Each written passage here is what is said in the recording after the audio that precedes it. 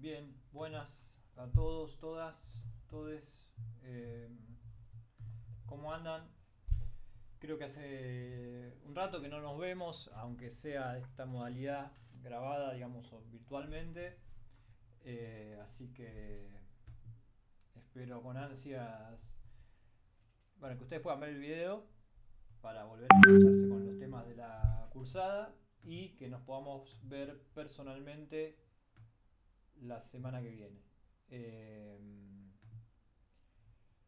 Ahí en las aulas de UNPAS. Esto es la clase sobre revolución keynesiana o keynesianismo y keynesianos, que los hay y muchos, y hay mucho para decir al respecto, de la materia Principios de Economía o Introducción a la Economía de distintas carreras de la Universidad de José C. Paz. Y antes de arrancar, a ver, quiero buscar por acá el cronograma, como para que poder repasar contenidos y que ustedes puedan repasar conmigo, para que puedan engancharse en lo que queda del cuatrimestre, que no es mucho, así que se va a venir un intensivo de algunos temas que necesitamos cubrir antes del final de la clase, de la cursada, perdón. Y acá lo pueden ver, estoy proyectando lo que sería la fecha de hoy, 17 de octubre. La clase de dinero en realidad la tuvieron la semana anterior o hace 15 días y hoy va a ser economía keynesiana. Luego, la semana que viene, vamos a tener estructuralismo latinoamericano y la otra, problema del desarrollo argentino, y ya ahí viene el segundo parcial, así que tendríamos básicamente 4 temas que vimos en la segunda mitad de la cursada: economía keynesiana, dinero, estructuralismo latinoamericano y problema del desarrollo argentino, que esos temas son los que van a entrar en el segundo parcial. Para la clase de hoy van a tener un trabajo práctico, una verdadero y falso, verdadero o falso, aunque hay cosas que pueden ser verdaderas en algún sentido y falsas en otra. En este caso van a ser verdaderas o falsas para completar online en el campus, y ese va a ser el tercer TP. Formalmente teníamos que tener 2, vamos a tener 3, y bueno, como saben, eso se incorpora a la evaluación general de ustedes en el curso. Antes de arrancar con temas de contenido, quería hablar un poco de los exámenes. Eh, Seguramente podamos charlar también en vivo la clase que tenemos la semana que viene. Pero bueno, quería decir que ha habido exámenes muy buenos. Ha habido exámenes muy buenos y ha habido varios exámenes que por ahí no llegaban al nivel de calificar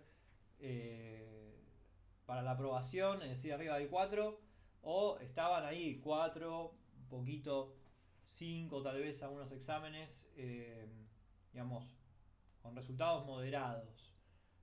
Yo creo que se notó mucho las personas que habían leído y que tenían una práctica de elaboración previa a esta materia o construida a lo largo de la materia. Yo creo que en general son procesos que vienen de antes, y frente a un examen de redacción tienen más herramientas, más posibilidad de redactar. Algunas preguntas que fueron los hits de las preguntas, digamos, las que más se eligieron, tenían un examen muy amplio en opciones. Eh, Algunas preguntas de las más populares eran preguntas de comparar y de elaborar. Algunas no, algunas eran de reponer contenidos básicos, definiciones casi que podrían tomarse textualmente de algún lado, aunque yo eso lo desrecomiendo totalmente, y vamos a hablar ahora del tema del copio y pego en los exámenes. Pero, digamos, algunas preguntas eran más literales y otras eran más de desarrollar. Por ejemplo, la pregunta de compare 3 puntos en los que la teoría clásica y la teoría neoclásica son distintos. Era una pregunta donde uno podía elegir 3 puntos, otra persona podía elegir otros 3 puntos totalmente distintos, y la pregunta podía estar bien si estaba bien justificado y elaborado. Uno podría decir, bueno, hay una diferencia entre Ricardo, Smith y Marx, en lo que ellos piensan sobre el origen de la esencia del valor y la teoría neoclásica. Bueno, otro podría decir, hay que considera, ¿no?, el valor subjetivo, etcétera. Y además hay una diferencia entre la concepción que tienen sobre el mercado. Unos miran la producción y el mercado, la distribución, y otros miran exclusivamente el mercado. Bueno, y así, en una respuesta abierta, ahí encontré mucha gente que tomó algunos parámetros comunes, que lo cual me llamó la atención, sobre todo porque estaban mal. El tema del equilibrio parecía, bueno, tiene una visión distinta sobre el tema del equilibrio. La economía clásica, prácticamente no existe la noción de equilibrio en la economía clásica, juega un papel muy secundario, no es un concepto de la economía clásica como lo es para la economía neoclásica. Bueno, si decían eso, por ahí estaba bien, pero aparecían cosas medio extrañas, creo yo, sacadas de internet, tal vez, o de alguna página, de un video de YouTube o algo así.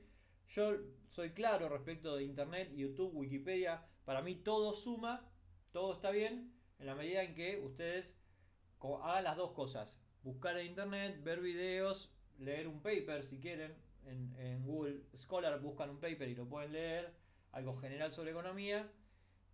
Pero después van a los contenidos de la clase y pueden comparar y pueden tener un criterio construido en base a múltiples fuentes. Bueno, creo que faltó esta otra parte de ir a los contenidos de la clase, leer los manuales, leer los textos de apoyo. Y eso me hace decir lo último sobre los exámenes y después podemos profundizar la semana que viene. El tema del copio y pego, que está muy mal visto en general en la universidad. Que yo creo que es algo que no debe suceder en los exámenes domiciliarios. Yo avisé además que yo iba a revisar por plagio los exámenes y lamentablemente encontré algunos exámenes que estaban plagiados de páginas de internet. Esas personas tuvieron una descalificación inmediata con el examen y es una primera advertencia porque creo que es algo cultural que hay que intentar de evitar de aquí en adelante, porque el plagio no solo te lleva a reprobar, sino que puede ser sancionado en la universidad. Es decir, yo podría tomar los exámenes plagiados y presentarlos ante la universidad como una evidencia de que están copiándose contenido de internet para responder una pregunta.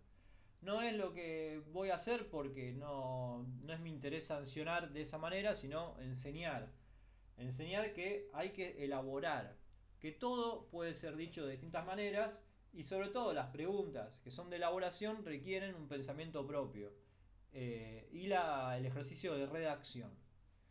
Finalmente quiero decir esto último sobre la redacción. La redacción de los exámenes se mejora escribiendo y se mejora leyendo. No solo hace falta leer el contenido de la clase, sino que uno puede leer un libro, una novela, lo que sea, desarrollar el ejercicio de la lectura, una bibliografía, que es algo que está bueno para leer si no les gustan las novelas, la biografía de un personaje histórico, San Martín, les gusta San Martín, pueden leer la biografía de Felipe Piña de San Martín, y eso va a estimular la capacidad de escritura de todos ustedes. En ese sentido, la recomendación más general es leer cuando te vas a la cama, intentar reemplazar YouTube o Netflix y bien a Netflix o lo que sea por un libro, y eso colabora con la capacidad que tienen todos ustedes, todas las personas, yo y cualquier otra persona, de elaborar pensamiento abstracto y de poder redactar, usar el español, usar el idioma que compartimos, que es muy rico y muy complejo, para que nos sirva para decir las cosas que queremos decir con mayor expresividad, con mayor profundidad y con mejor redacción en líneas generales.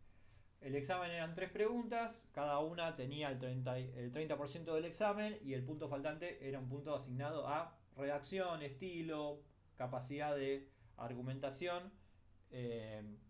Las personas que por ahí tuvieron un 8, un 9, un 10 fueron personas que tenían bien las preguntas y en general, o podían tener algún problema en alguna pregunta, pero en general además tenían una buena argumentación, una buena redacción, y eso siempre va a sumar puntos, no solo para un examen, sino para la vida en general, para que cuando ustedes tengan que escribir algo por un trabajo o para lo que necesiten, tengan habilidades de escritura para poder hacerlo. Eso se consigue escribiendo y se consigue leyendo. Bien, eso es todo. Podemos hablar más de los exámenes más adelante. Ahora me gustaría ya empezar con la clase de hoy, la clase de keynesianismo. Bien. ¿Quién es John Maynard Keynes y por qué estamos estudiando su pensamiento en economía? Keynes es sin duda el economista más relevante del siglo XX. Probablemente defendido apasionadamente por muchos, criticado furiosamente por otros, pero nadie puede obviar la economía de Keynes, nadie puede estudiar economía sin estudiar Keynes, y muchas de las discusiones económicas, incluso al día de hoy, giran en torno a cosas que Keynes planteó o para las cuales él sentó la base y después otras personas fueron desarrollando y complejizando y discutiendo. Así que Keynes es un inglés, es un economista que hace carrera en Inglaterra, en Cambridge y en Estados Unidos, es un economista que se expresa el siglo XX porque escribe luego de la crisis del 29 o su obra está influida por la crisis del 29, la gran crisis económica del año 29 en Estados Unidos y del 30, que perduró, según Eric Hobsbawm, hasta la Segunda Guerra Mundial, el historiador Eric Hobsbawm, y Keynes a su vez vive también la Segunda Guerra Mundial y por lo tanto la salida de la Segunda Guerra Mundial, y colabora, es influyente en las políticas que se adoptan a nivel internacional luego de la Segunda Guerra Mundial para conformar lo que sería el orden internacional, el orden mundial, por decirlo de alguna manera, que hoy existe sobre todo en Occidente. El orden monetario y financiero actual tiene mucho que ver con las organizaciones supranacionales que se construyeron luego de la Segunda Guerra Mundial, y Keynes fue parte de esas discusiones de política monetaria, discusiones de política de comercio internacional que afectaron al mundo de posguerra y le dieron la forma que tuvo. Es un mundo que no se parece mucho al mundo de hoy, que ha cambiado mucho a partir del neoliberalismo de los años 70, pero tiene muchas instituciones que son originarias de aquellos años, como la que ustedes conocen. Una que van a conocer ustedes es el Banco Mundial, como el Banco Mundial, que es originario de los acuerdos de posguerra del año 48. Bien, así que Keynes, una persona muy influyente, un gran intelecto de la economía, un tipo que le interesaba la filosofía, que discutía con filósofos, había estudiado psicología, así que tenía intelectuales de la psicología alrededor. Donde estaba Keynes se armaba una discusión, le gustaba ser una celebridad, era una especie de persona pública muy relevante, y lo hicieron Lord en Inglaterra, producto de su influencia en la política, como pasó con Paul McCartney, producto de su influencia en la música y por haber sido fundador de uno de los grandes conjuntos musicales de la historia de la humanidad, ¿no? Los Beatles. Entonces Keynes es una especie de Paul McCartney de la economía. ¿Qué hace Keynes que lo distingue de otros economistas? Bueno, en principio hay que decir que era un discípulo de Pigou y de Alfred Marshall, con lo cual él aprendió la economía de los neoclásicos. De hecho daba clase en la cátedra de Marshall, así que se podría decir que fue un alumno rebelde, porque lo que hizo eventualmente fue discutir los principios de la economía neoclásica que Marshall, como ustedes saben, había sintetizado en un libro que se llama Principios de Economía. Keynes tiene la brillantez de elaborar teoría económica de una manera original, refundar las bases de la economía como la conocemos, pero no lo hace en el aire. Lo hace producto de la crisis del 29 y las políticas estatales que los gobiernos comienzan a adoptar en Occidente, sobre todo Estados Unidos e Inglaterra, para intentar ir contra los efectos de la gran crisis económica que tomó lugar en el año 29 y 30. Una crisis económica que no vamos a discutir acá, no vamos a discutir sus orígenes en esta clase, pero sí vamos a decir que fue la gran crisis económica del siglo XX hasta la del 73-74, que tuvo otras características. También me gustaría decir que ya desde ese momento el capitalismo a nivel internacional había tenido 4 o 5 crisis de sobreproducción muy grandes, mucha producción que no se puede alojar, que no se puede vender, las cosas se pudren en los depósitos, las máquinas quedan paralizadas, producto de que nadie compra los productos, hay un exceso de oferta y eso se expresa financieramente en la bancarrota de las empresas que cotizan en Estados Unidos y cierran fábricas, cierran industrias en general, quiebran, cierran algunos bancos y despiden masas y masas de trabajadores que quedan sin empleo y sin posibilidad de alimentarse, con lo cual empiezan las protestas, el sindicalismo entra en una efervescencia, hay conflicto, hay represión policial, todo lo que viene con la ruptura del orden económico, que es típica del capitalismo, que es decir, que sucede cada tanto. Hay un autor de apellido Kondratiev que teorizó sobre esos ciclos largos y hay del capitalismo que cada tanto genera una crisis. Dentro de las pequeñas crisis que se van generando cada 10 años, hay una gran crisis cada 30 o 40 años y bueno, es una discusión gigantesca, interesante, rica y compleja. ¿Cuál es la explicación? Si es la tasa de ganancias, si es el reemplazo de obreros por máquinas, si tiene que ver con problemas de demanda, si tiene que ver con problemas de oferta, etcétera, etcétera, etcétera, que son discusiones clásicas de la economía, incluso en el siglo XX, que intentan discutir el origen de esa crisis. Keynes discute un poco el origen de la crisis, pero le interesa más discutir qué hacer para paliar las consecuencias y para desarrollar una política que pueda generar un nuevo aumento, un nuevo incremento de la economía, es decir, mayor PBI, mayores ingresos, generar un ciclo positivo en el marco de un ciclo regresivo.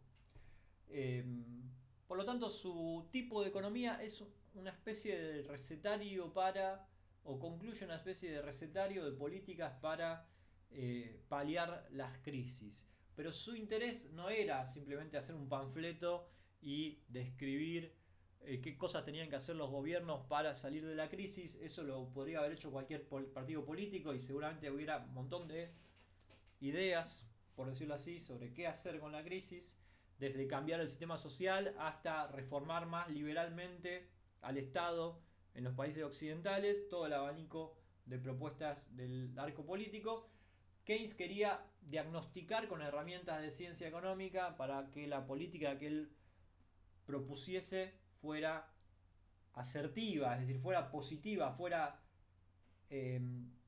exitosa para generar un freno en el deterioro de las variables principales de la economía y una mejoría en las posibilidades de acumulación del capital, ¿no? Keynes en ese sentido era netamente capitalista, aunque algunos lo han considerado un capitalista progresista. Su postura en relación a temas económicos era que había que frenar el avance del comunismo y por lo tanto la política económica de los estados occidentales tenía que intentar lo necesario para evitar que los estados occidentales fueran conquistados por esa amenaza de Oriente, por esa amenaza de Rusia, que había tenido la revolución del 17 y ya estaba bajo un régimen comunista sólido, y China y los demás países que fueron siguiendo la senda socialista. Con lo cual era una amenaza real del socialismo y Keynes quería preservar el capitalismo a partir de proponer una serie de reformas que involucraban al Estado y que iban en contra de ¿qué? Iban en contra centralmente del dogma de la economía neoclásica. Ustedes saben que nosotros estudiamos que la economía hace un periodo clásico con Smith, Ricardo y Marx, que es un crítico de Smith, y de Ricardo, y que lleva los planteos de ellos a la teoría del valor trabajo, a tratar de cumplimentar la teoría del valor trabajo con el concepto de plusvalía y todo lo que ya estudiamos.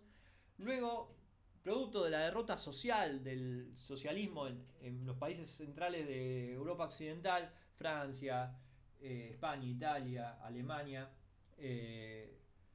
lo que pasa es que avanza la teoría neoclásica. La teoría neoclásica avanza hacia finales del siglo XIX, principios del siglo XX, y domina el campo económico durante un par de decenios.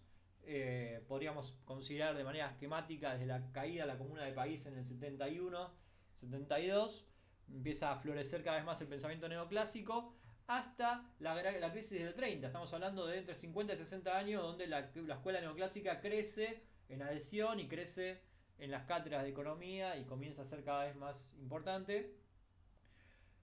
Pero la misma crisis pone en evidencia las limitaciones del paradigma neoclásico. Entonces, en economía, así como en ninguna otra ciencia, aunque a veces es más difícil verlo en las demás ciencias, ninguna idea se produce en el vacío, ni sobre todo ninguna idea cobra fuerza en el vacío. Las ideas neoclásicas cobraron fuerza producto de la derrota de los sindicalismos europeos, sobre todo los más radicalizados de Europa Occidental. Y la economía keynesiana cobra fuerza producto de la evidencia de que no servía el recetario neoclásico para resolver los problemas de las crisis económicas que estaban sucediendo en Occidente. La crisis estadounidense que estaba perforando el capitalismo a nivel internacional y que repercutió en todo el planeta. Fue una crisis de orden mundial. Acá en Argentina tuvo consecuencias muy importantes, no solo con la caída del gobierno del año 29, sino con el inicio de la sustitución de importaciones forzosa. No es lo que quería hacer el gobierno argentino, pero no, estaba obligado porque no había posibilidad de comerciar en esas condiciones de crisis en las que estaba la producción a nivel mundial, y con la caída de tantas empresas e industrias no hubo otra que fabricar algunas cosas localmente. Con lo cual, ¿qué viene primero? ¿La teoría o la práctica? Vienen las dos más o menos de la mano. A veces la práctica está un poquito más a la avanzada.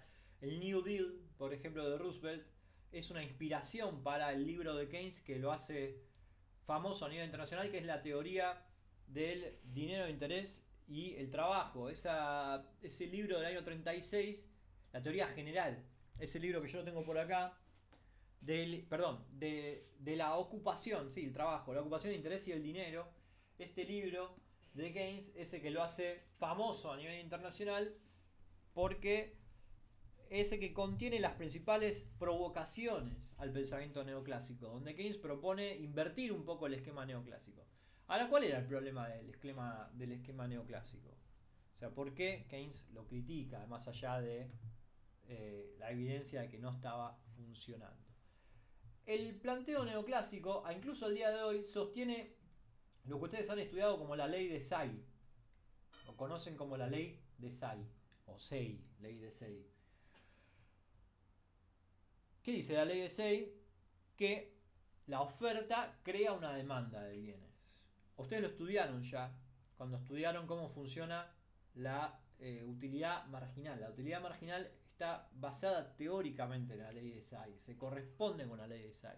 Entonces, lejos de sostener que la economía, que la oferta crea la demanda de bienes, la observación que hace Keynes es que durante la Gran Depresión, que es la crisis que surge después de la crisis del 29, el periodo de caída del PBI en Estados Unidos y en el mundo, es la demanda agregada la variable central para explicar por qué se estanca o cómo se puede dinamizar una economía. La demanda agregada. ¿Se acuerdan que estudiaron la demanda agregada ya? Lo estudiamos cuando vimos macroeconomía. Ahora, la macroeconomía como tal, cuando estudiamos, cuentas nacionales, eso quería decir. Ahora, las cuentas nacionales como tal no son otra cosa que una forma de sistematizar, de estudiar, de generar indicadores para medir la actividad económica. Eso es las cuentas nacionales. Keynes tuvo mucho que ver con cómo se contabiliza, ¿no? El concepto de demanda agregada es el que está detrás de cómo se componen las cuentas nacionales, en el sentido de cómo se hace la cuenta, cómo se contabiliza la economía. Así que ahí hay una gran influencia de Keynes en los estados nacionales modernos. Ahora bien, es simplemente un sistema contable, no es otra cosa que un sistema contable. Ahí voy a seguir.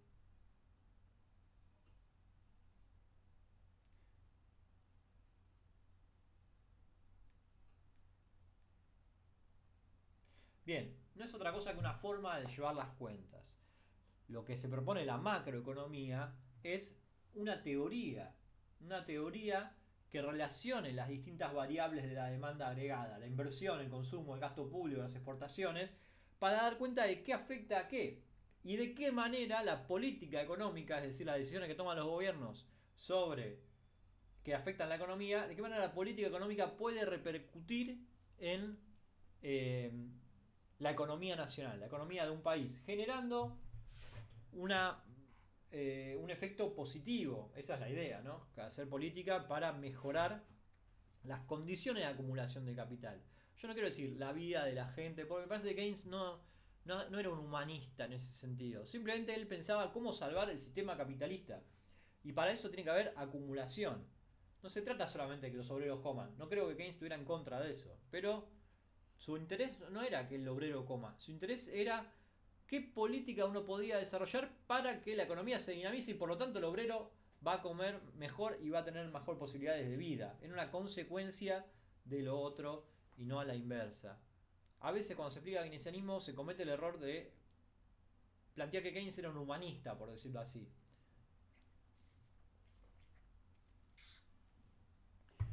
No es que se fuera un humanista, sino que estaba preocupado por la acumulación, por el proceso de acumulación, ¿no? Porque la economía pueda funcionar y crecer. Así que, ¿qué dice Keynes? Pueden presentarse situaciones de deficiencia de demanda agregada, ¿no? De deficiencia de la demanda. La demanda agregada es la demanda cuando vos sumás todos los factores que generan la demanda. Podríamos hacer una demanda eficiente, una demanda real, no la demanda en abstracto, que es como lo estudiaron ustedes mismos cuando vieron neoclásicos, y ahí puede haber hay una coincidencia. La demanda en abstracto es el deseo de consumir. Sí, todos tenemos deseos de consumir cosas, pero la demanda que nos preocupa es la demanda solvente, la que tiene capacidad real de comprar esos deseos. Entonces la demanda solvente es, en el keynesianismo, la demanda agregada, ¿no? La sumatoria de todas las distintas formas en las que se expresa la capacidad de consumir. Ahora, la economía puede encontrarse en un estado de reposo con baja actividad y con desempleo. Es decir, que puede haber un equilibrio con desempleo. Punto 1.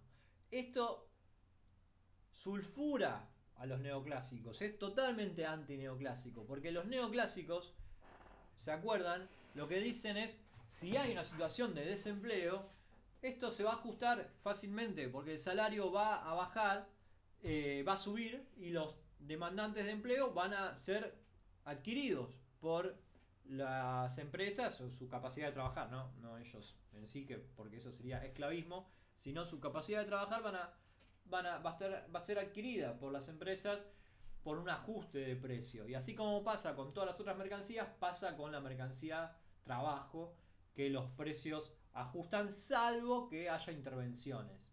Interferencias del mercado o interferencias de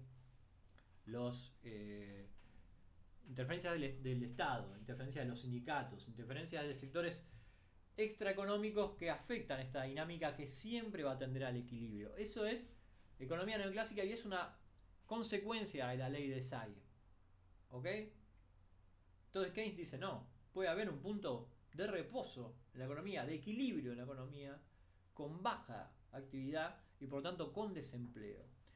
Keynes pone el foco entonces en tres componentes: el consumo privado, la inversión privada y la posibilidad del Estado de afectar la demanda a través de G, ¿no? A través del gasto público. Inversión I, consumo C, G, gasto público. Eso es demanda agregada. Las exportaciones quedan por fuera porque se considera que eso es comercio internacional y ahora vamos a trabajar con modelos simples. ¿Qué es un modelo simple? Bueno, acá aparece como MKS, modelo keynesiano simple, un primer modelo posterior a la teoría general, donde Keynes lo que va a tratar de hacer es demostrar algunas relaciones entre consumo, inversión y ahorro. Acá es importante hacer una aclaración. Yo creo que tenía una presentación acá. En la presentación un slide que explicaba un poco esto. ¿Qué es la macroeconomía? Vuelvo para atrás. La macroeconomía analiza el sistema económico, pero presta atención al comportamiento de las variables económicas, causas y efectos, y a las consecuencias de las acciones de los estados, concibiendo que puede haber un escenario de desequilibrio. A diferencia de la economía clásica que piensa que siempre se va a tender al equilibrio. Ahora, para eso, la macroeconomía lo que va a hacer es modelos. No encuentro el slide, así que no importa, se los explico así, en el aire, por decirlo así. Ahí me voy a poner más grande yo, ahí estoy. Modelos, ¿qué es un modelo? Ustedes, un poco lo hablamos, pero la idea es acentuar esto. El modelo es una relación entre ecuaciones, o entre distintas variables, mejor dicho, que se expresan en ecuaciones, que responde a determinados supuestos, ¿no? El modelo tiene que respetar los supuestos. Yo expreso en esas variables relaciones entre ellas que están modeladas, por eso se llaman modelos, están formalizadas. Es un modelo aritmético normalmente, o sea, básicamente matemática simple, que me permite analizar relaciones lógicas entre variables. Eso es el modelo. Un modelo macroeconómico hace eso con las variables propias de la macroeconomía. Empleo, PBI, bueno, en este caso las variables de la demanda agregada, consumo, inversión, gasto público. ¿Se entiende? El modelo es una matematización que sirve para pensar y para sacar conclusiones. Los números se mueven de una determinada manera porque respetan los supuestos que yo planteé como economista, que Keynes planteó al hacer sus modelos, o otros post-keynesianos tomaron de Keynes y plantearon modelos que Keynes capaz no estaba tan de acuerdo, como John Hicks, que es quien hizo la síntesis neoclásico keynesiana, trató de integrar aspectos de los neoclásicos con aspectos de la teoría general, y bueno, Keynes no estaba tan de acuerdo con lo que él planteaba. Han tenido discusiones no tan encendidas como uno esperaría, y después lo que sí pasó es que la síntesis neoclásico keynesiana inundó las universidades, así que un poco triunfó la versión de Hicks sobre la versión del propio Keynes. Pero me fui un poco de las ramas. Por las ramas vamos a traer de vuelta la idea del modelo. El modelo es una relación de variables que está matematizada para que la matemática nos permita sacar conclusiones de lo que los números nos permiten sacar conclusiones de las relaciones entre ellos. Eso ya lo hacían los neoclásicos. Eso lo puede hacer cualquiera y cualquier científico para tratar de plantear relaciones lógicas. No es propio de la economía, pero la economía lo usa mucho y de alguna manera a veces se hace un poco expulsivo, por decirlo así, porque es difícil de entender para la gente que no sabe tanto de matemáticas. Sin embargo, en general es mucho más sencillo de lo que parece. Entonces, en este primer modelo macroeconómico que llamamos MKS, modelo keynesiano simple, vamos a suponer que no hay sector público, para simplificar. Y va a haber dos componentes de la demanda agregada, porque las exportaciones se acuerdan que no estaban. Es una economía nacional cerrada. Consumo e inversión, ¿no? Demanda agregada es igual a consumo e inversión. Entonces tenemos por acá algunas cosas que yo ya planteé, que las tenía por acá apuntadas, pero no son relevantes. Perdón, antes de volver al modelo keynesiano simple, sí quería decir esto de teoría, me voy a poner más chiquito, y me pongo por acá, de historia del pensamiento económico, que me quedó colgado, que es que el keynesianismo fue hegemónico en sus distintas expresiones, keynesianismo, neo-keynesianos como Hicks y post-keynesianos que recuperaron a Keynes contra Hicks, keynesianos de izquierda como John Robinson, que traía cosas del marxismo, una mujer economista, probablemente la más importante también del siglo XX, con Rosa Luxemburgo y algunas otras, pero John Robinson era académica y fue candidata al premio Nobel, no lo ganó. La primera premio Nobel de Economía mujer fue recién en 2009, porque ustedes saben que el premio Nobel de Economía no es como los otros premios Nobel, es un premio Nobel armado a traje, digamos, un traje a medida. Ahora, que sirve para influir el pensamiento económico, por supuesto, y ahí John Robinson se lo negaron, aunque se lo tenía bien merecido. En definitiva, las distintas expresiones del pensamiento keynesiano y neo-keynesiano y post-keynesiano dominan la economía hasta los años 70. Así que estamos hablando de un periodo que va desde los 30, 40, 50, 60, 70, 4 décadas enteras donde la economía es centralmente economía keynesiana. En Occidente obviamente también hay mucho marxismo en esa época, porque el marxismo es influyente en todo el planeta a raíz de la influencia que tiene el comunismo en todo el planeta, ¿no? En los años 70 el 50% de la humanidad vivía en países comunistas, con sistemas económicos sumamente estatalizados, estatales. Eso cambió mucho. Hoy por hoy es neoclasicismo, casi la mayoría de la economía es neoclásica nuevamente. Ha habido nuevos autores neoclásicos de otro tipo, monetaristas como Milton Friedman, otro tipo de autores que fueron influyentes dentro de los neoclásicos. Mismo Paul Samuelson, que es el que formuló este modelo keynesiano simple, que hoy es más heterodoxo, pero en su momento era neoclásico. Y después está... bueno, nada, hay mucho, ha pasado muchas cosas en la historia del pensamiento económico, no me quiero ir tanto por las ramas, así que voy a volver, pero sí quería decir esto, que los keynesianos fueron muy influyentes hasta la década de los 70, cuando vino una nueva crisis internacional fortísima y cambió el paradigma mundial. Bien, para Keynes, la demanda agregada es la variable central que puede dinamizar o estancar el sistema económico. Ante una situación de baja de la actividad económica, cuando los trabajadores no consiguen empleo y lo buscan activamente, las empresas no contratan independientemente del nivel de salario. Con lo cual aquí hay una diferencia de fondo con los neoclásicos, insisto. No se trata entonces de buscar el nivel de salario adecuado para garantizar el pleno empleo, sino de asumir que el empleo depende de la demanda de bienes. Vamos a tratar de entender esto con el modelo simple. Acuérdense que la demanda agregada es consumo, inversión, gasto público y exportaciones, y que el modelo simple va a buscar captar regularidades que salen de la relación entre esas variables. Asumimos una economía cerrada con precios fijos. Y vamos a tratar de determinar ingresos, que es I siempre en economía. El primer paso es imaginar que no existe el sector público y demanda agregada es igual entonces a consumo más inversión. El consumo, para el keynesianismo, para Keynes, el consumo es una función del ingreso. Por eso está expresado acá como una función del ingreso. ¿Qué tipo de función? Es una proporción del ingreso. ¿Qué es una proporción? Bueno, es simplemente un porcentaje. ¿Qué parte del salario de las personas se va a ir a consumir? ¿Qué es consumir? Comprar bienes y servicios, ¿no? De una manera que se liquida en ese momento, que queda, se realiza el acto de consumir en el mismo acto. Con lo cual se puede estimar cuál es la propensión marginal a consumir de, por ejemplo, los trabajadores de un país.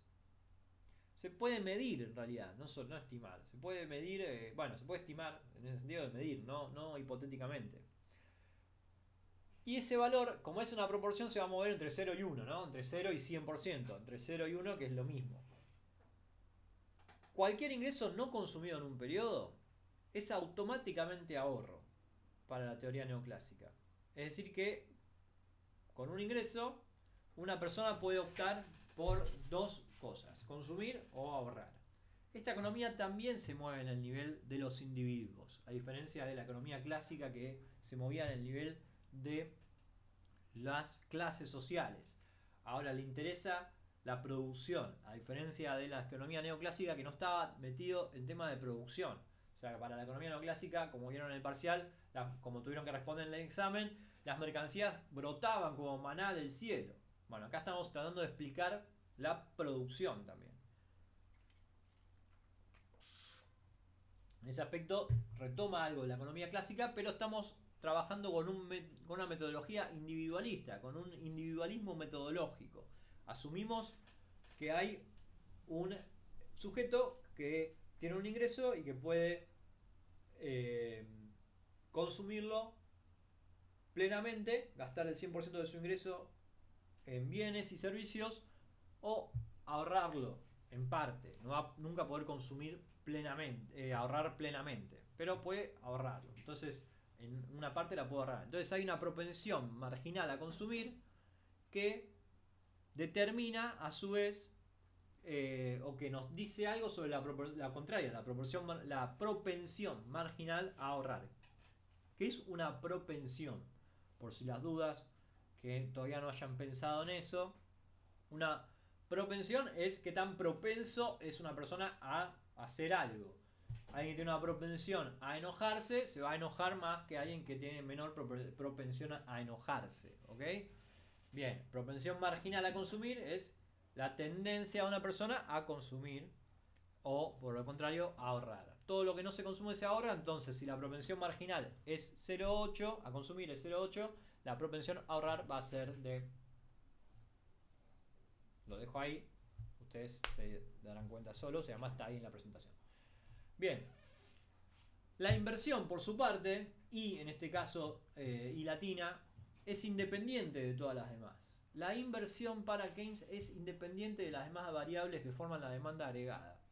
O sea, Keynes plantea una demanda agregada que está indeterminada en principio, indeterminada, lo cual es muy loco y es muy fuerte porque básicamente la explicación de Keynes de por qué se invierte o no se invierte es una explicación de características subjetivas. Voy a hacer un parate acá, voy a subir esta parte de la clase y voy a seguir grabando, así ya tienen disponible para empezar a verla quienes arranquen a verla ahora mismo a las 6, que es en un ratito.